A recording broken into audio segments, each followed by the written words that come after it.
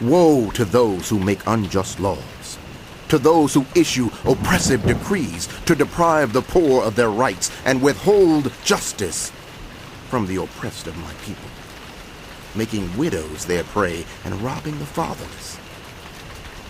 What will you do on the day of reckoning, when disaster comes from afar? To whom will you run for help?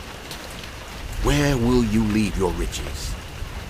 Nothing will remain but to cringe among the captives or fall among the slain.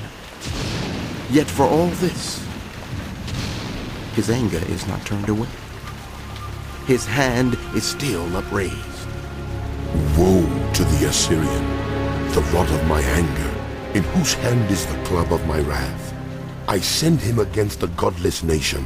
I dispatch him against the people who anger me, to seize loot and snatch plunder, and to trample them down like mud in the streets. But this is not what he intends. This is not what he has in mind.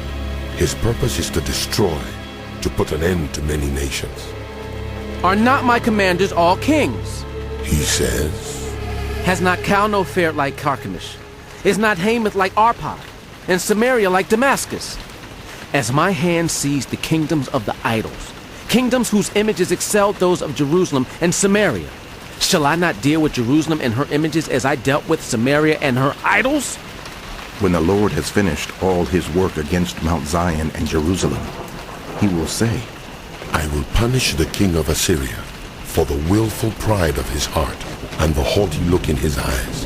For he says, by the strength of my hand I have done this, and by my wisdom, because I have understanding, I removed the boundaries of nations. I plundered their treasures. Like a mighty one I subdued their kings. As one reaches into a nest, so my hand reached for the wealth of the nations. As people gather abandoned eggs, so I gathered all the countries. Not one flapped a wing or opened its mouth to chirp. Does the axe raise itself above the one who swings it? Or the saw boast against the one who uses it? As if a rod were to wield the person who lifts it up, or a club brandish one who is not wood. Therefore, the Lord Almighty, will send a wasting disease upon his sturdy warriors. Under his pomp, a fire will be kindled like a blazing flame. The light of Israel will become a fire, their Holy One a flame.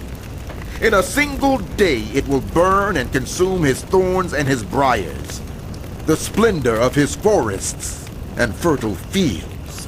It will completely destroy, as when sick people waste away, and the remaining trees of his forests will be so few that a child could write them down. In that day, the remnant of Israel, the survivors of the house of Jacob, will no longer rely on him who struck them down, but will truly rely on the Lord, the Holy One of Israel. A remnant will return. A remnant of Jacob will return to the mighty God. Though your people be like the sand by the sea, Israel, only a remnant will return. Destruction has been decreed, overwhelming and righteous.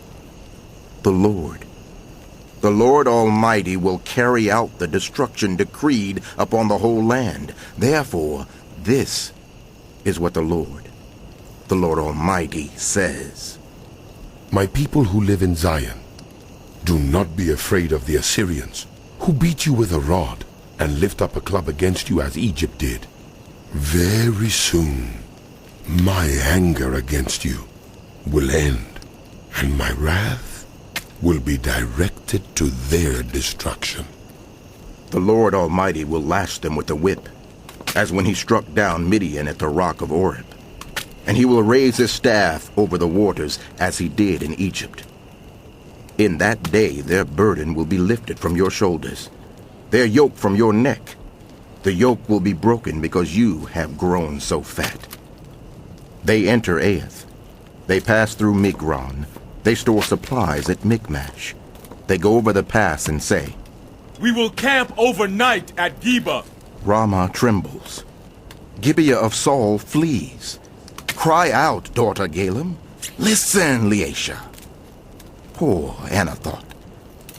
Madmenah is in flight. The people of Gebim take cover. This day they will halt at Nob. They will shake their fist at the mount of daughter Zion, at the hill of Jerusalem. See, the Lord Almighty will lop off the boughs with great power. The lofty trees will be felled, the tall ones will be brought low. He will cut down the forest thickets with an axe. Lebanon will fall before